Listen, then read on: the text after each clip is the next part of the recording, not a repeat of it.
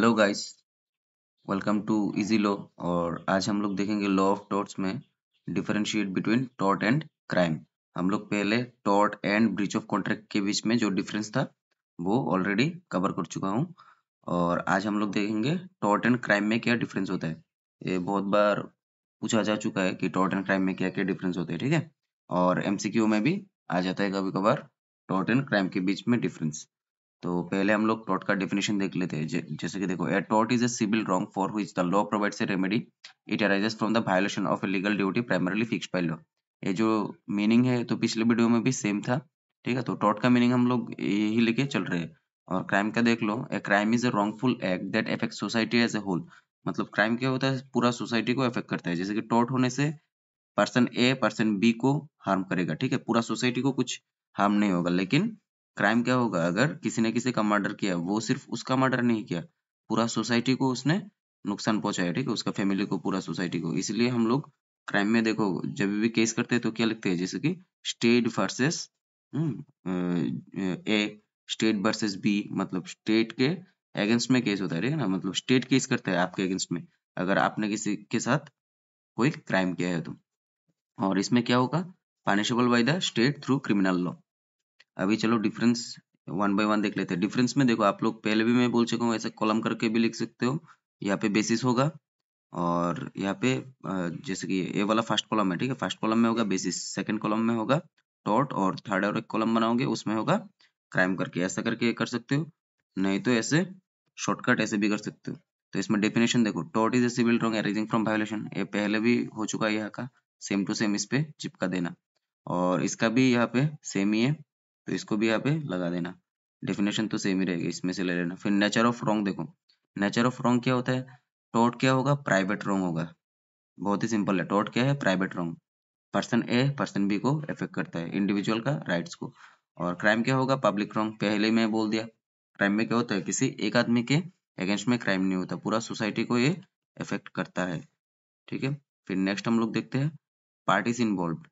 Tort में कौन कौन से पार्टीज होते हैं, टॉर्ट में एक होता है प्लेंटिफ, जो कि है विक्टिम, ठीक है। टॉर्ट का जो प्लेंटिफ होगा उसको, मतलब विक्टिम को हम लोग क्या कहेंगे, प्लेंटिफ कहेंगे, जो केस करेगा, या कंप्लेनेंट भी कह सकते हैं।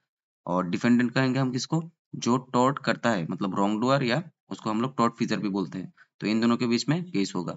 और क्राइम में क्या होता है, स्टेट वर्सेस एक्यूज्ड, ठीक है। मतलब जो ऑफेंडर होगा उसको पहले तो हम लोग एक्यूज्ड ही बोलते हैं, जब तक उसका मतलब कोर्ट से वर्डिक्ट नहीं आ जाता तब तक हम लोग उसको एक्यूज्ड ही मान के चलते हैं। उसको हम लोग नहीं क्रिमिनल नहीं ऑफेंडर मानते हैं, तो इसको एक्यूज्ड कहेंगे। स्टेट वर्सेस एक्यूज्ड हम लोग दे सकते हैं क्राइम में, पार्टी जो होगा।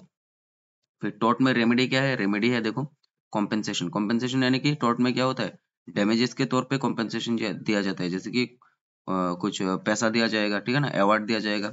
और क्राइम में क्या होगा, इम्प्रिजनमेंट, फाइन, और बोथ, इम्प्रिजन भी हो सकता है, फाइन भी हो सकता है, या फिर दोनों भी हो सकता है। फिर इंटेंशन देखो, टॉर्ट में इंटेंशन क्या है, इंटेंशनल भी हो सकते हैं, नेग्लिजेंट भी हो सकते हैं। मतलब किसी डॉक्टर ने ऑपरेशन करते वक्त कॉटन पेट में छोड़ के सिलाई कर दिया, ठीक है, तो वो क्या होगा, नेग्लिजेंट होगा, क्योंकि इंटेंशनल तो नहीं करता है डॉक्टर ऐसा। फिर है क्राइम। क्राइम में क्या होता है, इंटेंशन बहुत ही एसेंशियल एलिमेंट है, क्योंकि इसको हम लोग मेंसरिया भी कहते हैं क्राइम में। तो क्राइम में क्यों इंटेंशनल, इंटेंशन जरूरी है, क्योंकि अगर विदाउट इंटेंशन कोई कुछ करता है तो वो तो एक्सीडेंट हो जाएगा, ठीक है ना, वो क्राइम के अंडर पे नहीं आएगा। एक्सीडेंट या कुछ और भी हो सकता है, वो जब हम लोग आईपीसी, मतलब अभी जो बीएनएस है उसमें पढ़ेंगे तो हम लोग डिफरेंशिएट कर सकेंगे कि इंटेंशनल रॉन्ग क्या होता है, अनइंटेंशनल रॉन्ग क्या होता है, ठीक है। तो अभी आप ऐसा समझ लो कि क्राइम करने के लिए इंटेंशन बहुत ही इंपॉर्टेंट एक एलिमेंट है। फिर इम्पैक्ट देखो, इम्पैक्ट क्या है, in tort primarily individual is harm. Tort में फिर से देखो सेम चीज रिपीट हो रहा है, प्राइमरली इंडिविजुअल को हार्म करता है टॉर्ट में, और क्राइम में इम्पैक्ट सोसाइटी को होता है। फिर एग्जांपल देख लो टॉर्ट का, negligence by a person causing injury, मतलब कोई नेग्लिजेंस के कारण किसी को इंजर हुआ, वो डॉक्टर का एग्जांपल ले लो यहाँ पे। और क्राइम में क्या होगा, थेफ्ट, रॉबरी, या फिर कोई भी पब्लिक ऑफेंस, ठीक है। जैसे कि चोरी डकैती तो हो गया, फिर अगर मर्डर, रेप, वो सब भी आ जाता है क्राइम में, ठीक है। और केस देखो, एशबी वर्सेस व्हाइट, ये एशबी वर्सेस व्हाइट की जगह पे आप पहला अगर केस लो दे सकते हो वो भी, या फिर कोई और केस लो आपके मन में है तो वो भी आप दे सकते हो, ऐसा नहीं कि जरूरी यही देना पड़ेगा, ठीक है। और यहाँ पे देखो रैग वर्सेस गोविंदा, ये क्राइम का हमने दे दिया, क्योंकि ये वाला केस लो बहुत ही आसान है, सबको याद रहता है, जो भी डिफरेंशिएट बिटवीन कल्पेबल होमिसाइड और मर्डर पढ़ते हैं, तो इसमें तो ये वाला केस लो होता ही है, तो इसलिए ऐसा है। तो बहुत ही इजी टॉपिक है ये, इतना कुछ हार्ड नहीं है, आराम से देख लो एक बार वीडियो, और 2 बार नहीं तो सुन लो, रिपीट कर लो, इसको नोट डाउन कर लो या तो स्क्रीनशॉट ले लो, जो भी करो अच्छे से इसको याद कर लो। ठीक है, thank you for watching the video.